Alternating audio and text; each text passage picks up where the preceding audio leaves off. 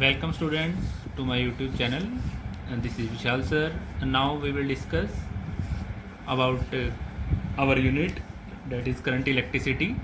This is the lecture 3rd. Lecture 1 and 2 is available on my channel. Now in lecture 3rd we will discuss the next topics.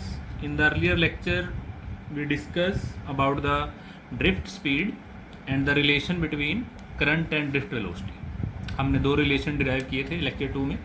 सबसे पहले हमने derive किया था drift speed के लिए we D से हम इसको डिनोट करते हैं, that is E T upon M, and relation between current and drift velocity is I is equal to N E A V D.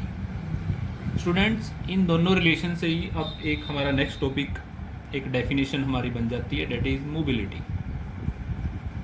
Mobility of charge carriers. Because charge carriers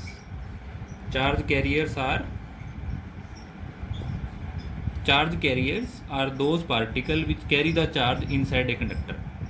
They can be positive or they can be negative. Now mobility term is related with the term motion. Mobility को हम कैसे define कर सकते हैं? Mobility term is denoted by the symbol mu and it is equal to drift speed per unit electric field. मतलब अगर हम drift speed को इलेक्ट्रिक फील्ड से डिवाइड कर देते हैं तो हमारे पास वो क्या आ जाती है, mobility of that particular charge. And in this equation we can put the value of drift speed, जो हमने फॉर्मूला भी लिखा है वी डी का. तो V D is equal to E tau upon M into E. So what will we have V D upon E. So E से हमारा E cancel हो जाएगा and what the formula become E tau upon m.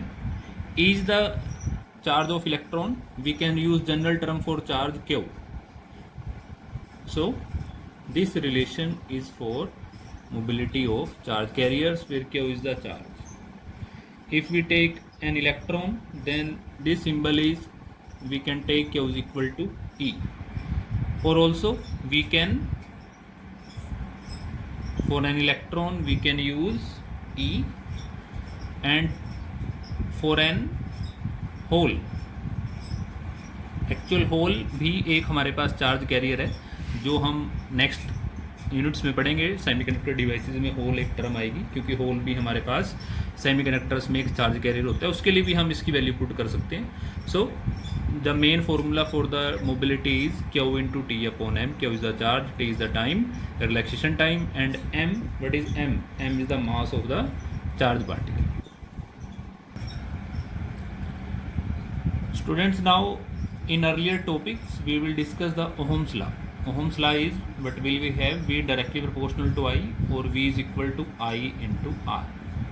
Now question is this: if this law is applicable in all the cases, क्या ये जो Ohm's law है ये हर एक केस में एप्लीकेबल है या नहीं, तो वो हम कैसे शो कर सकते हैं? क्योंकि ये जो हमारे पास ओहम्स लॉ है, इस लॉ को कुछ कंडक्टर्स ओबे करते हैं, कुछ ओबे नहीं करते.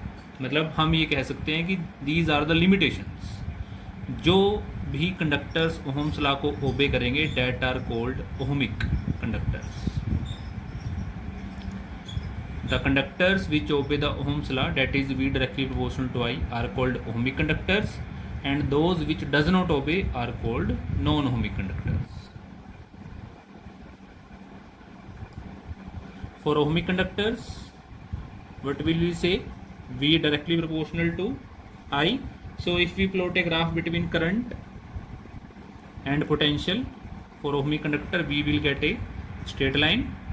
But in non-ohmic conductor, and what are the example of non-ohmic conductor? ऐसे कंडक्टर्स कौन से हैं जो ओहम्स लॉ भी नहीं करेंगे? For example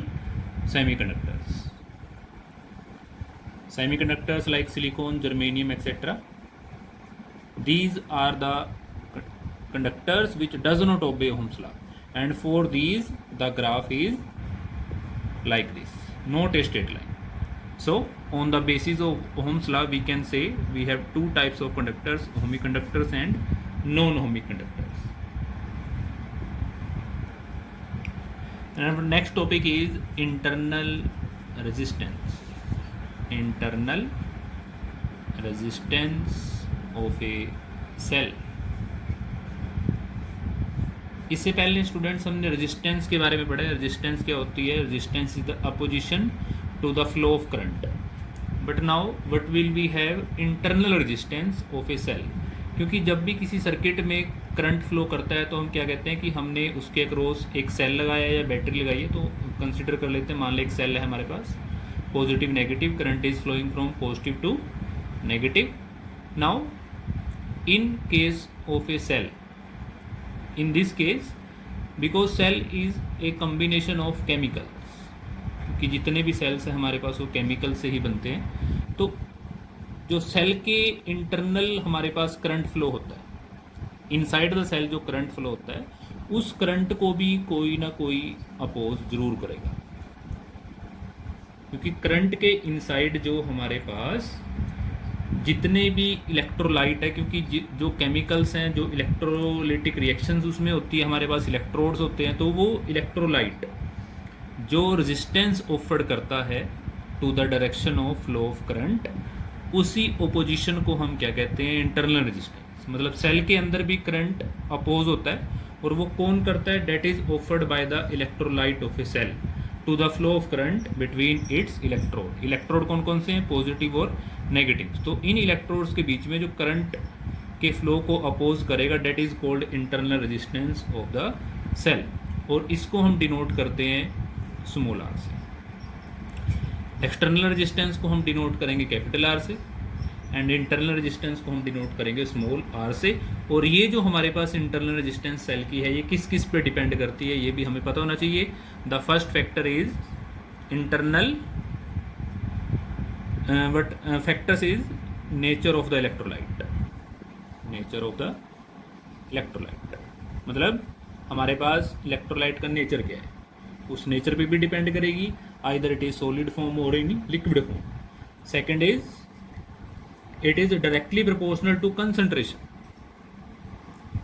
concentration of the electrolyte. जितनी ज़्यादा कंसंट्रेशन होगी इलेक्ट्रोलाइट की, उतनी ही ज़्यादा उसकी क्या होगी? Internal resistance.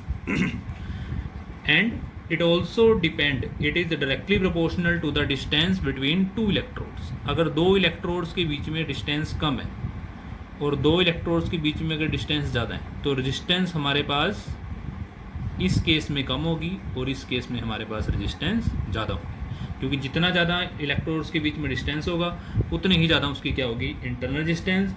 The another factor is it varies inversely as the area of the electrolyte.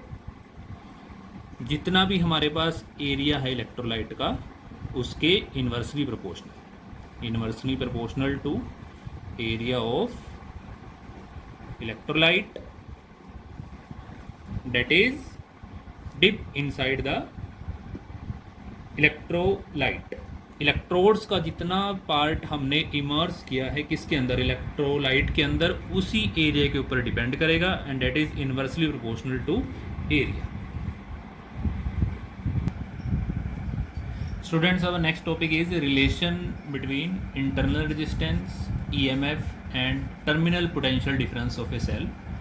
हमने इन पैरामीटर्स के बीच में एक रिलेशन डिराइव करना है। इंटरनल रेजिस्टेंस अभी हमने डिस्कस की, ईएमएफ भी हमने पढ़ी है। ईएमएफ क्या होती है? EMF is equal to the maximum potential difference when the cell is in the open circuit. जब हम इस सेल को ओपन सर्किट में रखते हैं तो वो जो पोटेंशियल डिफरेंस होती है, that is equal to EMF, and potential difference is V. So उसके लिए हमने एक सर्किट कंसीडर किया है। इस सर्किट के अंदर हमारे पास देखिए क्या क्या है। एक हमने एक्सटर्नल रेजिस्टेंस आर को हमने एक सेल से कनेक्ट किया। सेल को ये जो हमने डॉटेड डैश लाइन लगा रखी है, इसमें क्यों बॉक्स में बंद किया है? क्योंकि सेल के साथ उसकी इंटरनल रेजिस्टेंस कितनी है? Small R. क्योंकि जब भी हम कोई सेल का डायग्राम बनाएंगे तो उसके साथ हमेशा क्या एक एग्जिस्ट करेगी? Internal resistance. So that is the combination of a cell. Now in this case EMF, अगर हम सर्किट में ईएमएफ की बात करें, डेफिनेशन की, ईएमएफ हमारे पास क्या होती है? अब ईएमएफ हमने पढ़ी है कि work done by the cell, कि जो ये सेल वर्क डन करेगा in carrying a unit charge, एक यूनिट चार्ज को कैरी करेगा अलोंग द क्लोज सर्किट। तो अब यहाँ पे हमारे पास देखिए दो सर्किट बन जाते हैं। एक तो work done in carrying a unit charge from A to B, एक तो हमारे पास ये वर्क डन है, against the external resistance R and work done in carrying the unit charge from B to A against the internal resistance small r। तो इस case में हमारे पास दो वर्क डन होंगे, एक हमारे पास work done from A to B against the external resistance R and एक हमारे पास वर्क डन होगा from B to A against the internal resistance small r and that work done unit charge किसके equal होता है, potential के। So E is equal to V plus V dash. V हमारे पास वर्क डन पर unit charge किसका है, from A to B and B to A के लिए वर्क डन पर यूनिट चार्ज कितना है, V dash. Now by Ohm's law, Ohm's law के लिए हम क्या कहते हैं, V। सबसे पहले V की बात कर लेते हैं। V किसके इक्वल होगा, क्योंकि इसमें हम किसके अगेंस्ट काम कर रहे हैं, एक्सटर्नल रेजिस्टेंस के। So V is equal to I R and V dash is equal to, current same है, सर्किट एक ही है, but the internal resistance is small r। इन दोनों की वैल्यूज हम यहाँ पुट कर सकते हैं इक्वेशन 1 में। So what will we have, E is equal to I R plus I into R. I यहाँ से कॉमन आ सकता है, capital R plus small r। So current circuit के अंदर कितना आ जाएगा, current in the circuit I is equal to E upon R plus R। इसको हम इक्वेशन 2 भी लिख सकते हैं। So to determine the current in the circuit, अगर हमने सर्किट के अंदर करंट निकालना है तो हमें किस किस की वैल्यू पता होनी चाहिए। एक तो हमारे पास EMF of the cell, external resistance and the internal resistance of the cell. Now terminal potential difference, अब हम इस सेल के अक्रॉस पोटेंशियल डिफरेंस अगर निकालेंगे। Now potential difference across the cell, potential difference across the cell means potential difference between A and B, V is equal to IR, and what is the value of I? I is the current in the circuit, E upon R plus R into R. Now from equation 1 we have E is equal to V plus V dash, so V is equal to E minus V dash, और V dash की value कितनी है हमारे पास, I into R। तो एक तो हमने ये रिलेशन हमने याद रखना है V के लिए, V is equal to E minus I into R। इसी रिलेशन से हम स्मॉल r भी निकाल सकते हैं। स्मॉल r को अगर हम सेपरेट कर दें वेरिएबल्स को तो हमारे पास आएगा E minus V upon I, and from Ohm's law E minus V, I किसके इक्वल है, V अपॉन R के। So what will we have, R is equal to E minus V upon V into R। This relation can also be use for the further topics. So this is the relation between small r is the internal resistance, E is the EMF, V is the terminal potential difference, and capital R is the external resistance।